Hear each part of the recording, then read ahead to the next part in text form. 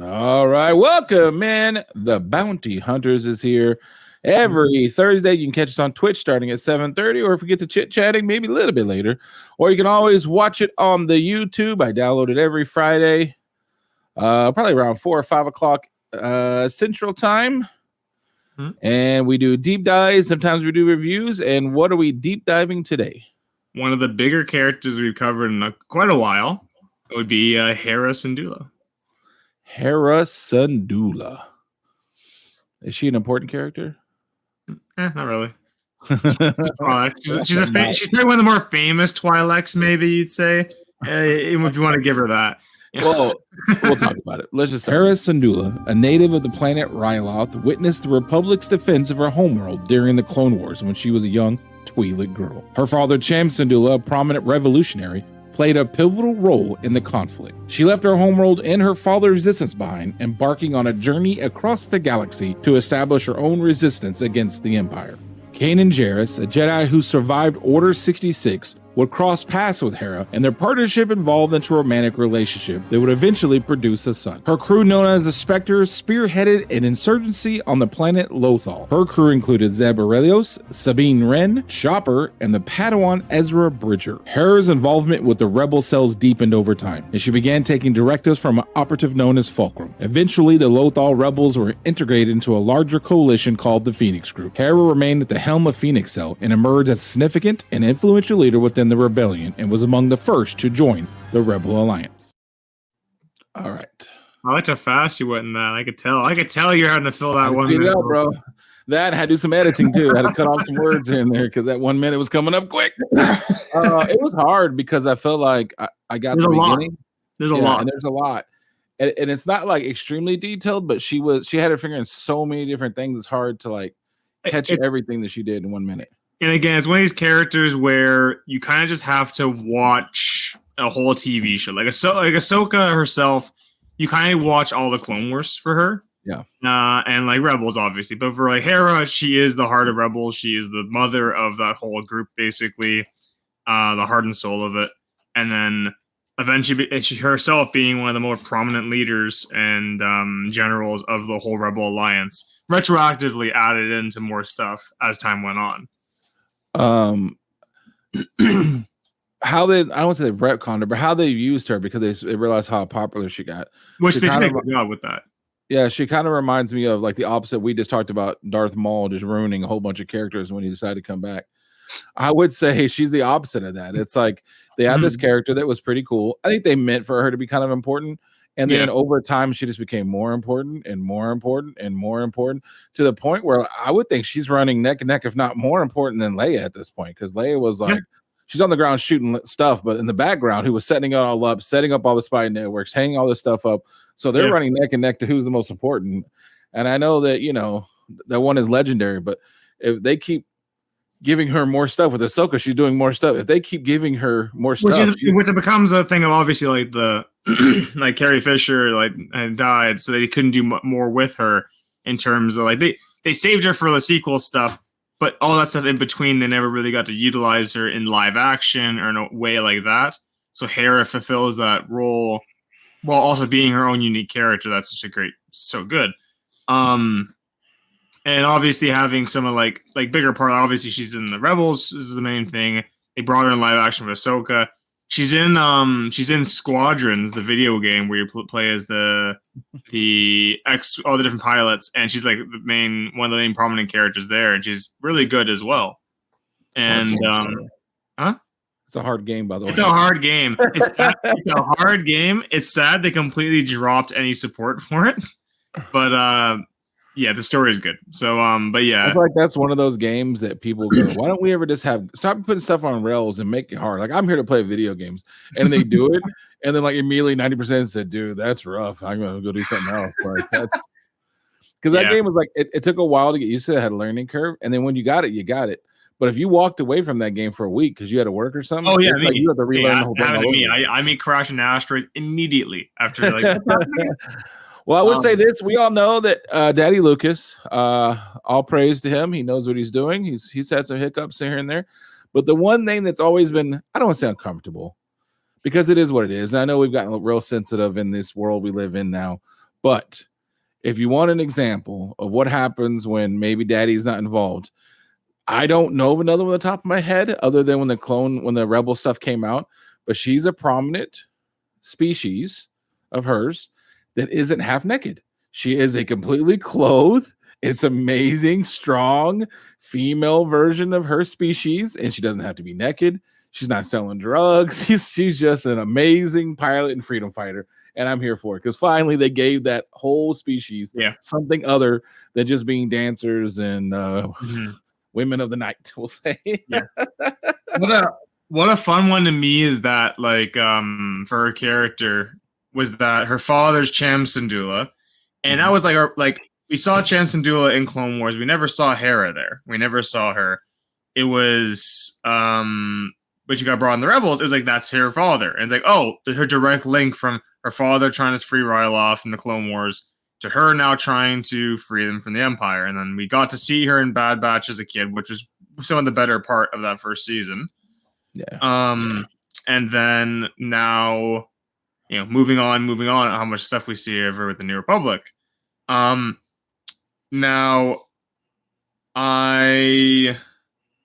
it's hard to say what with her character because there is so much going on to it.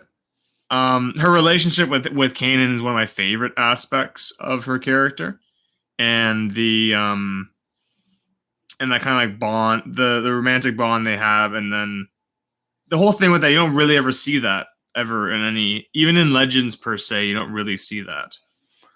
I would say even going farther back though, going back to where she came from, and I think it goes up. They make a point in the cartoons and even some of the books and stuff to say that she watched the Republic fight for her homeland, and like her people were taken advantage of. Not just from the Republic did too, but what I'm saying is they came to that planet and they protected it, and she saw that, and then when she left, she went to go help other people, but the Republic and everything else when she finally left. Because the Empire, when they took over, obviously immediately arrested her family because they're no good. Yeah, they're a little too powerful. And so she left, and it reminded me when I was reading about this, and I read a couple of pages of a book that I remember was pretty good for her, and I did that. It reminded me like when I would get frustrated, like the New Republic treating like crap. Why are you doing it? And it reminds me that. Like from her childhood all the way up, she's basically either watched them defend her homeland or been fighting for them. So this is all she knows. This is this is the most important thing. So she's basically been like a child in warfare her entire life. Yeah. And because of that, I would imagine, it's hard with your family when it's like that. So when she took over, and we did the rebel thing and the whole 9.5, that became her family. I know that some part that people didn't like about the rebels was that they had 30 minutes to get into hairy situations and kind of like leave it to Beaver. They'd get out of it in 30 minutes or whatever. But like that's kind of what the point of that was. Like that was her new family, and she was going to protect them and find a way out of stuff. And even then it was kind of a motley crew. Like if you look at it, like even now that's kind of like an overpowered group. Like you have 2 Jedis, the ace pilot, the ace pilot, Mandalorian. And then you have a Mandalorian and a very powerful Mandalorian family.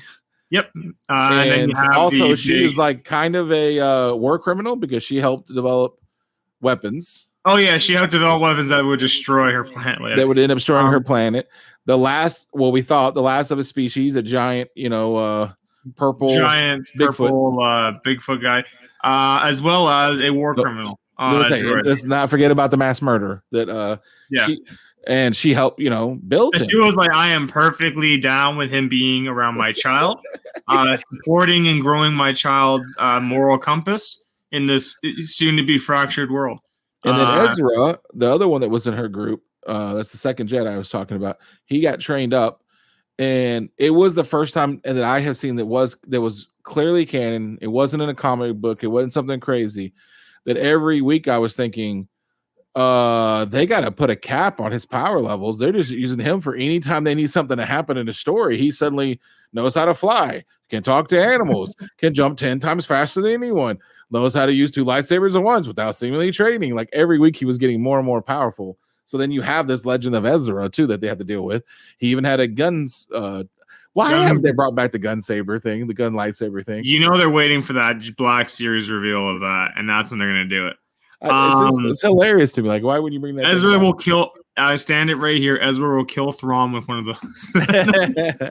So yeah, that's kind of where we were in Rebels. That was them getting themselves in and out of trouble while she was building up the rebel cells and basically the family starts of the rebels. Mm-hmm.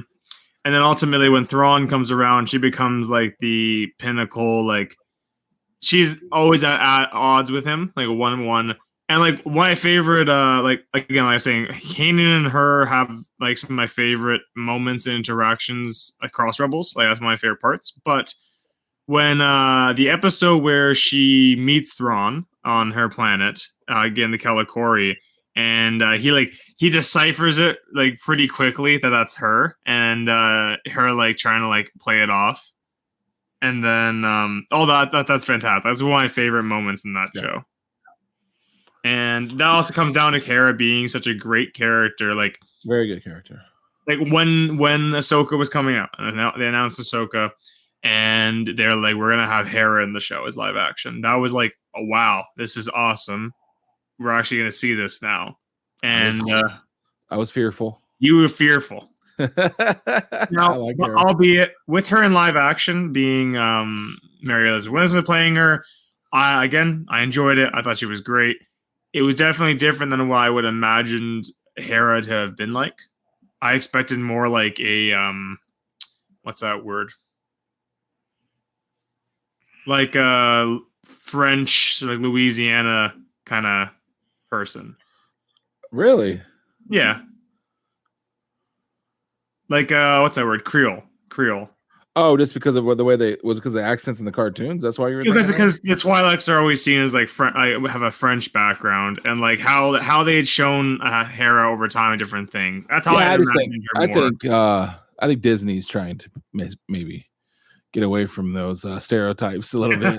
This group is Japanese, that group is French. Yeah, after watching episode 1 again and automatically being like, oh, the Trade Federation, the Japanese. I think they're trying to move past that. I would dare say, here would be my hot take. I don't think if Hera didn't already, well, first off, the guy who made live action Hera is the one that knows what Hera is about, obviously. I don't think Hera gets made today. I think if Disney created Hera, I don't think she'd be the same character. It would definitely they allowed her to be so dimensional. She would save people and she would get saved. She would kind of lose it, and then they have to like talk her back, and she would be the strong person. Like, and she'd have moments of like pure, like when Kanan dies, she's completely out of it for those episodes right after, until she has to, like the moment Thrawn comes back and she's like, I need to step up to help my family, to help my friends in the Alliance, and steps up to take care of that.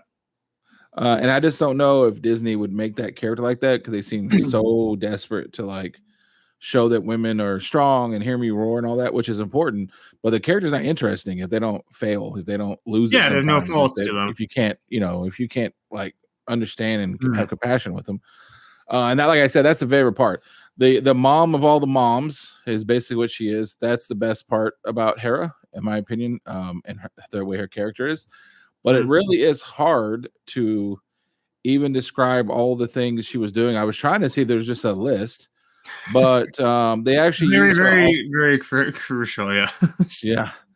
One of the major parts that we found out in Rebels with her was we found out in kind of a side scene that she was talking to somebody. And then she found out first that there was some character named Fulcrum who was giving them all their details. Yes. She's the one who discovers that. She's the one who connects the link and gets Ahsoka back in there, which is we found out later that it is indeed Ahsoka. And then Ahsoka was very happy being on the sidelines and not doing it. And she's the one that kind of got Ahsoka back. Yeah.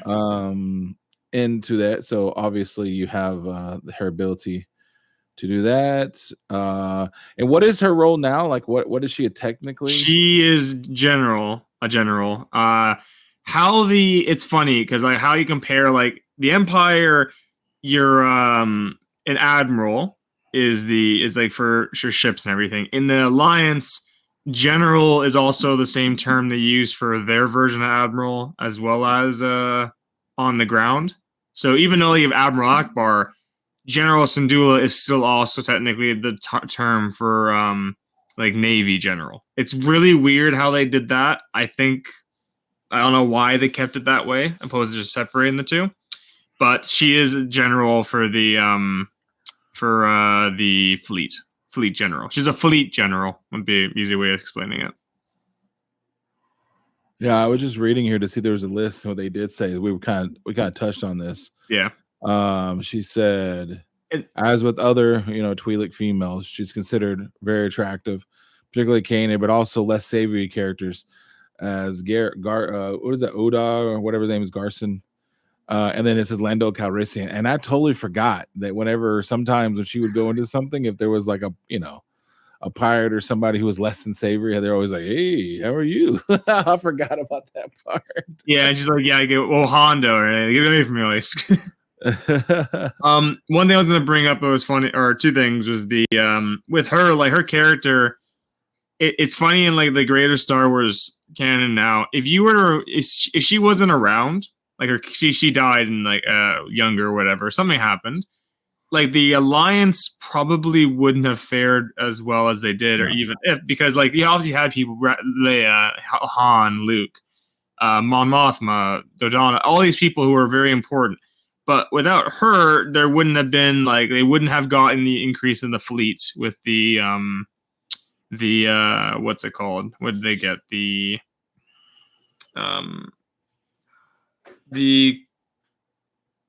words escaping me.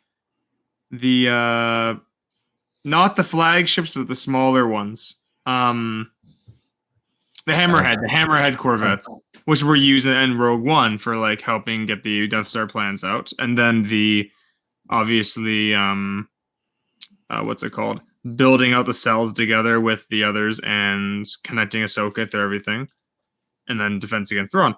One fun thing the other thing I was gonna say was that like Rogue One, and like even though we physically don't see her until Ahsoka, she is around in Rogue One. We see they call her name out. The ghost is there in the fight.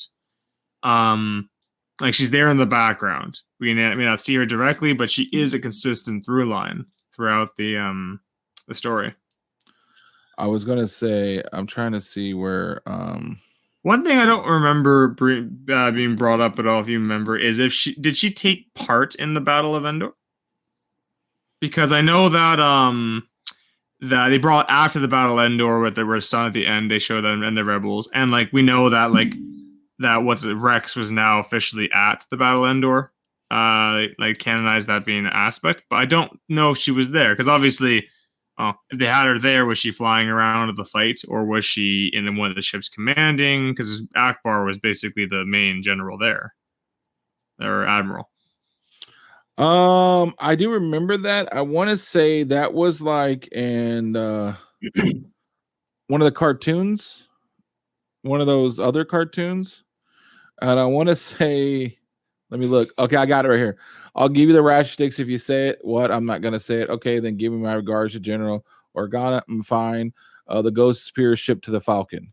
Wow, we finally agree on something, Hera Syndulla said to Han Solo. So they just kind of threw and this is what I'm talking about with her, right? So in this cartoon, I can't think of the name of that cartoon, but it's a kind of Forces of Destiny, is it? Yeah. She's there a couple episodes. She is, and it says that Han Solo and Chewbacca go to General Syndulla's camp and ask her for ration bars to help feed the hungry Ewoks. And then she tells them, "Well, you got to tell me that my ship's better, and I'll give you the ration sticks." So it's like it's just another of those things with anytime they want to throw that little Easter egg for the fans, they use her, but then it ends up making her so important that you're like, "Good Lord, could they've done anything without her?" That's so funny. So it says Hera's personality was somewhat two-sided while she exuded a nonsensical style of command. She was also known for being a very warm and compassionate individual and a highly capable pilot and captain. Like the pilot part is the part that I feel they hit on early in Rebels, that she was like one of the best there was. And then as that didn't become as important, they just kind of let you remember, hey, she got out of this hairy situation because she's like the best there is. So like, I you know, so. And that's I don't know if they really even touched on that in Ahsoka, other than she knows how to get out of the way of dirty bombs, apparently. And then when nobody else can survive, she can just fly her ship into there. So yeah, I think that's a lot of what we know so far. Mm-hmm. One other thing I wanted to bring up was a book that if you know, if they are in Rebels, if you watch Rebels, you get most of her character.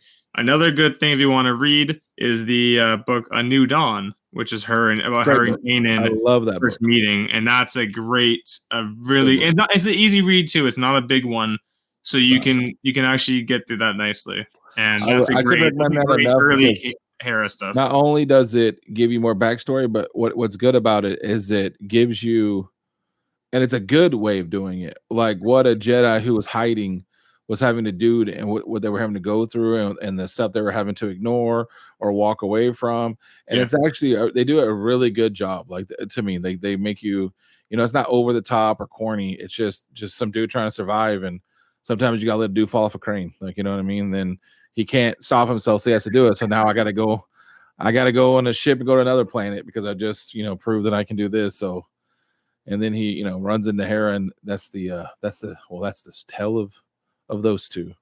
So yeah, it's a great book. I couldn't recommend that one enough. I meant to bring that so I could remember to say something, so I'm glad you put that down. I was remembering, I'm like, that's one of the better books to bring up, especially for people who don't really read all the books often, because there's so much. There is so many books.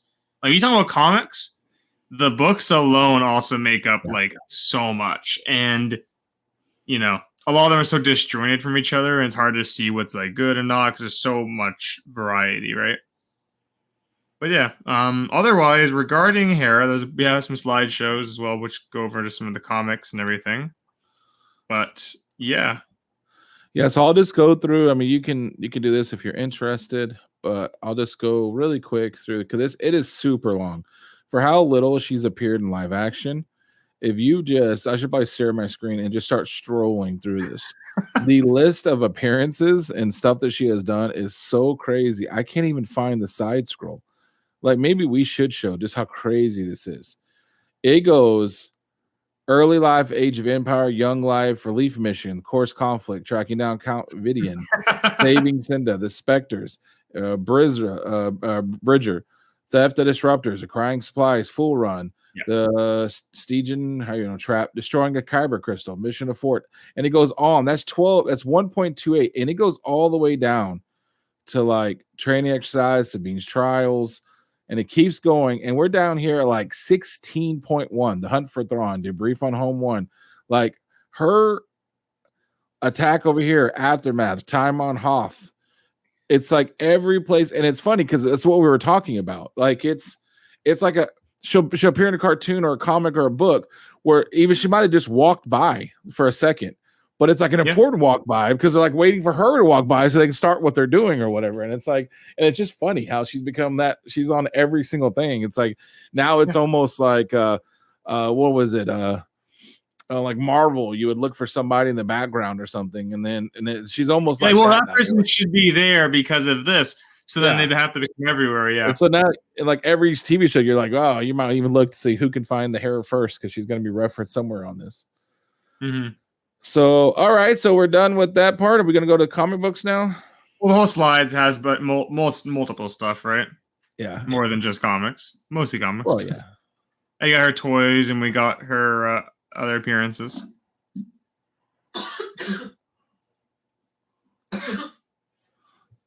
We need to put the quiet in the control room, please. Sorry, we're a professional organization. I didn't have the slides. We were actually in a sound booth entirely. This is a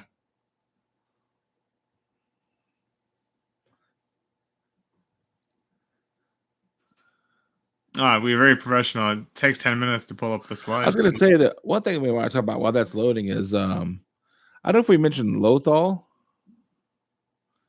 But planet? Yeah. That's super important, because it's a nothing planet, but it's If you think Tatooine and the outskirts ruled by the Hutts, this desert planet, just moisture farmers, somehow gets so much special treatment. Talk about this farming planet in the middle of nowhere. Hey, if I asked you, which rim is it in? Not even asked you which section of space. Is it outer, middle, or inner? You probably wouldn't be able to guess. No. And this place is basically the dawn of the rebels. They sent countless specialists and things to this one planet. Tarkin, Thrawn were there. Yes. Leia, the Grand Inquisitor. Leia was also there. What's it called? Mon Mothma. You have all these people. Oh yeah. I mean, Thrawn was distracted for like half the war just trying to figure out what these damn rebels are. It was hilarious because they kept him going so much, and it's all because of old Green Eyes here. Mm-hmm. All right, here we go. The character spotlight. What do you got? So to just kind of summarize it all, because now this is a percentile of how much has appeared, because so the Rebels shorts, or these little shorts they did before Rebels came out, Machine the Ghost is her first appearance.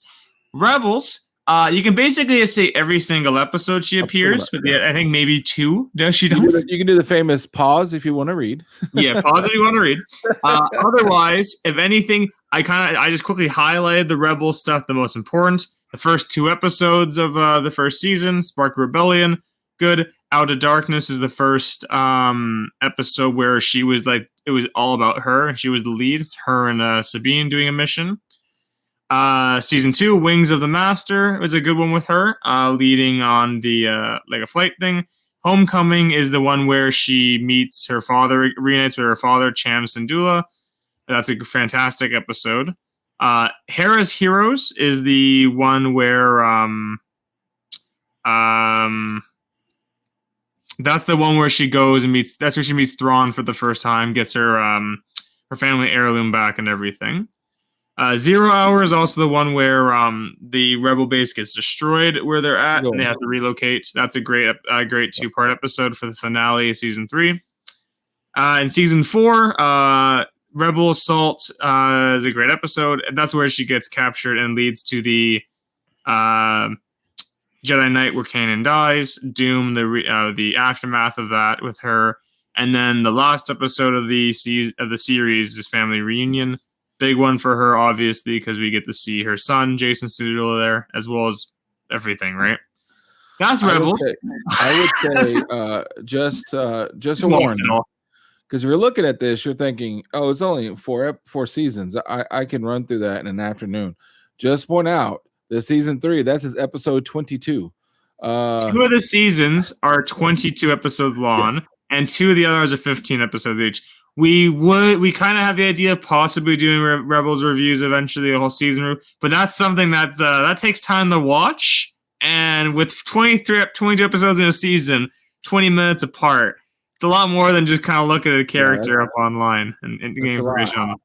But I'm just saying, it's a great TV show. I liked it. Not everyone liked it, but it's not quite Clone Wars commitment.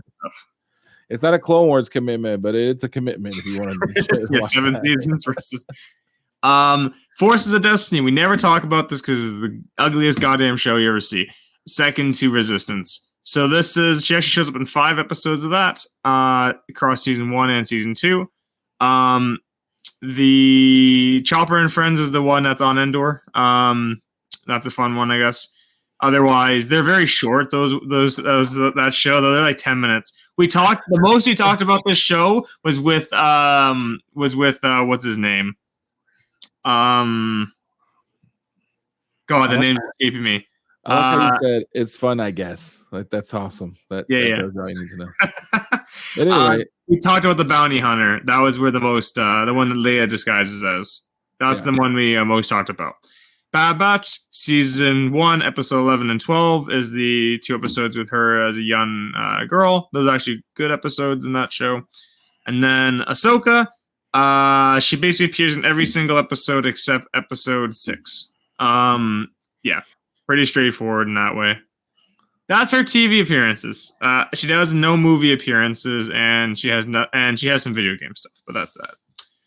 Comics, to summarize as well, Kanan, the last Padawan, is her first appearance alongside basically all the rebels. Her first cover appearance is issue 6 of that same series, and she appears basically in the second half of that comic. She appears in issue 17 to 22 of Dr. Aphra. That's where she has a small story arc where she's captured by Dr. Aphra to be sold to the Imperials, and kind of comes around, and they kind of team up for a little bit begrudgingly. And then issues 45, 50, and 55 of the 2015 Star Wars run is where we have her show up with the Rebel fleet and all that, especially with the when they have to disband and break up before Empire Strikes Back. Star Wars Adventures, she shows up in a couple things there. Thrawn number 6, she's in an imagination flashback kind of thingy-winny. And then the most recently, issues 26 to 28 of the new Star Wars run, she's there with Luke and everything, has some great interactions. And that's the most we've seen of her since. And that takes place sometime between 5 and 6. So here we have, this is one, as we talk about many times, a comic that if you don't have, you should probably try and get it. I mean, it's probably past due at this point. I was about to say, yeah, you could try to get it if you got. Yeah, you could try to, given Sabine's cost and everything, pushing everything up. Yeah. So there is the first appearance on the bottom right there. Get that Lady Lily money, maybe you can get that. Mm-hmm. Not me. That or Thrawn, you gotta pick. I feel like they got that. They got them thick. Her trail things, they're on thick right there. She got the baby got back right there. Oh, there's Voodoo Lily. Hey, Voodoo. Speak of the devil. Yeah. And then issue 6 is the first cover appearance on the left there. Wow, that looks kind of badass, that cover. I like the way Kanan's looking right there. That looks kind of badass, to be honest with you. That's a fun one. I obviously don't have any of these, and I never will at this point. Yeah. So this is issue 17. This is where she first shows up there. Surprise. She stops Dr. Aphra for a minute. They get into a scuffle, but she gets knocked out. In the next panel, you'll see. That's one person that I don't know if I need to go down that rabbit hole, but I guess I do. Dr. Aphra. I don't know anything about her. I've never read a comic book of hers. The first series is quite good. The second volume isn't as good. It's kind of all over the place. But there's a fun moment here. She captures her, put a bow on her head, and the Imperials. I think I have. Okay, now I want to read about Dr. Aphra. The bow on the head, that was enough. Look at that look on her face too. Anger. And then I followed up with the this is the next issue here. It has one of the best, my favorite covers of that series. Ashley, dang, she's good right there. Look at that. Yeah, that's a fantastic cover. Yeah, that's amazing. Mm-hmm. And then we see here, this is a famous one, classic over the shoulder appearance. Go one right next is the weirdest. It's so funny because they look so out of place in that crowd on purpose a bit, but at the same time, yeah. It looks like somebody shot a gun off, and only the people that you recognize look back. Oh. Yeah. So funny. Hey, Voodoo, wait till the end if you're gonna be around, because Hoosier has something he wants to talk to you about. Yes, I made a financial commitment to Hot Toys, and you can probably guess which one I might have committed to. You were backer number 64, and she was backer number 4. So that Thrawn will be mine next year, I guess, but when it comes out. He tried to get me to do it. He's like, you can put that on. It's not till next year, and you can put it on. Yeah, not next year, man. Being a more multiple payment plan, everything going. So Star Wars issue 55. This is when the fleet gets attacked. It is a great moment where she lets the whole fleet go out, fighting one of the Star Destroyers. Nice. Big hurrah before they separate. Oh, Star Wars Adventures. Here's the adventures. These are 2 issues. She appears on the left, 7 and 8. And actually, the fun one is the issue 1 of the Vader's Castle. She's on the cover of it there with Chopper and Kanan. It's a good cover. Layaway, baby. It's the American way. You can't. Speaking of, you can't afford it. Layaway it. Now, another Thrawn. This is issue 6. And I still love that shot. That's a great image at the top there. The Phoenix Squadron. His imagination, just seeing them, basically, being told about this group. That's kind of the pose they had him in on that Hot Toys, matter of fact. The old thinker. The thinker look, yes. And this is a good one. This is the issue 28 of the new run. This is the last time we've seen her. this is a great moment where Luke's talking about like hopefulness and like the Jedi way and such, and she says, "You sound like Kanan" to him, and he's like, "Oh, is that a good thing?" And she's like, "Yes, it is." And then, wow. Now, did she say, "Hey, oh, you sound like Kanan"? Or she say, "Hey, wait a minute, you sound like not having to enjoy Jedi's." And then she has 2 variant cover appearances. Surprisingly, only 2. I thought there was gonna be more. One of them is not even released yet. So, as you'll see next, if you click the slide, we'll have on the left is Star Wars 18. It is the Rebel. It's my favorite these variants, man. The 50th anniversary variant for Lucasfilm, and it has the Rebels look. And on the right is the 10th. It is 10-year anniversary of Rebels next year. Oh, and they're doing a Rebels line of variants, and she's on one of them there. That can't be right. It can't be 10 years. 2014 is when they started. It's in 10 years already. Yeah, I know. No, that's not even mathing because my son's not but 12, and he 2014 is when it started. And next year is 2024. Okay. On the left here, they make the Purple Man massive. Is he not a monster? Holy but Jesus! Like I know he's maybe on the actually hill, but farther back too in the background. So if you were to walk closer to them, it would be humongous. He actually brings the ship. Her toys. Okay, finally we get to the good part of the show. Yes, the fun part. She actually has some interesting things. So if I were to bring up here, her first toy is the Rebels. Actually, it's a 2-pack of a stormtrooper in her. Just interesting. There is an individual toy of her, but I couldn't find an image of it for some reason online. But I'm pretty sure it's the same figure. On the right, when they did the Black Series, the first line of Black Series at the red background, 2014, they did her there. So she looks closer to the animated, obviously the animated appearance, because that's all there was. And here's something I wanted to show, which is interesting. We have 2 different Black Series of her now. There's on the left is the Rebels mural one, and on the right is the Ahsoka. So looking at them, they're both good. I definitely think the one on the left looks much better. Yes. The one on the left is the only one. If you buy the one on the right, you're a sucker. There's no way. The jacket looks awesome. The clothes look good. I can already tell. But the face and the head looks better on the left. The face is driving me nuts. But I can already tell if you look at just the hip design on the right here. You remember that old badunkadunk? They were showing little quick shots of it in the Ahsoka line. They clearly are. This is getting shaped out here, right here. You see the hip over here. You see that it's a little bit more narrow. There, you can see what they're doing there. If they flip that thing around, you would see it. That's Kenobi's girl. You know he knows what he's doing. Yeah, the one on the left is awesome. I'll get it. It looks fantastic. Yeah, I was not collecting. I refused to collect when they first came out, and now I got to pay the price. And you messed up. Yep. Lego figures. Awesome Lego. Oh my god. Lego figures. It's really interesting. Okay, because she has 2 figures. Awesome. She only has 2 figures, and they're both from the Ghost. This one is from the 2014 Ghost set. Dude, that looks like it's off the damn Lego cartoon. That is such a good Lego right there. It's really good. And it's funny. So and then this is the new one. I had the same issue. This is a better one. So the figure is better on the older one, and the Ghost is better on the newer one. Yeah, yeah. If you're a fan, you got to get both. That's right there. That's the trick. You got to both. You got to play them together. If I saw this one alone, I would say, "Oh, that's a really good Lego figure." But this one to me, just that yells. Yeah, that's her all day long. I think it's the face. Yeah, and it's the color too. I think. Mm-hmm. I thought you didn't have any news and stuff. Oh, I do. I found news. Oh, okay. There was stuff.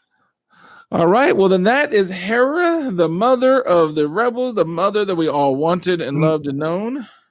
Mm-hmm. She's an amazing character. I don't have to say my favorite line. I just wish they did more with this. You don't think they did? You should have done more with her. There's no doubt they're going to do more. They could do a special edition release of Return of the Jedi and have her there at the end as well. They just put it as a small baby. She's just walking, just crawling along as a small baby. Yeah, no, it's awesome. Yeah, she's one of my favorite characters. I think she's great. I do think it is getting a little bit funny, and I think it's not annoying. It's just funny that they just use her for every Easter egg possible. So and it only makes sense. A great character and very crucial to Rebellion and the Republic. It only makes sense. Which is the best kind. It's not like gratuitous. Why is this character here other than just saying hello? It makes sense. And like I said, again, it's also good, legitimately, with all joking aside, to see her species be treated with respect and awesomeness and not just a pole dancer. So there's also that. Okay, so that is Hera. And if you like that, you can always sub up so you never miss a thing like it. So we know that we're doing something right. And I think that's it.